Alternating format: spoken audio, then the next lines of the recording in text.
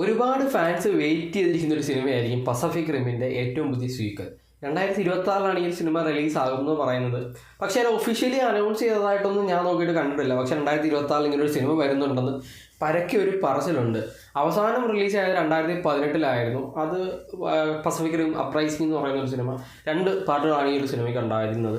2012 ഇറങ്ങിയ ആദ്യത്തെ സിനിമയും 2018 ഇറങ്ങിയ രണ്ടാമത്തെ സിനിമയും. ആക്ച്വലി കൈജു യൂണിവേഴ്സിലെ ഒരു കിടിലൻ സിനിമ തന്നെ ആയിരുന്നു പസഫിക് റിം. അത് ആ ഒരു മേക്കിംഗ് കൊണ്ടായാലും അതിൻ്റെ അത് ഭയങ്കര രസമാണ്. അത് കാണാൻ ബാക്ക്ഗ്രൗണ്ട് സ്കോർ ഭയങ്കര രസമായിരുന്നു. അതുകൊണ്ട് തന്നെ ഒരുപാട് ഫാൻസ് ഈ ഒരു സാധനത്തിനോട് വെയിറ്റ് ചെയ്യാണ്. ഇതിനിടയ്ക്ക് 2021 നെറ്റ്ഫ്ലിക്സിൽ ഒരു അനിമേഷൻ സീരീസൊക്കെ റിലീസ് ആയിട്ടുണ്ട്. പക്ഷേ അതൊന്നും അത്ര ക്ലച്ച് പിടിച്ചിട്ടില്ല. ഈ ഒരു സിനിമയ്ക്ക് വേണ്ടിയിട്ടാണ് എല്ലാവരും വെയിറ്റ് ചെയ്യുന്നത്. കട്ടയ്ക്ക് ഞാനും വെയിറ്റ് ചെയ്യുന്നത്. ഞാൻ ഭയങ്കര ഒരു കൈജു ഫാനാണ്, അല്ലെങ്കിൽ പസഫിക് റിം ഫാനാണ്.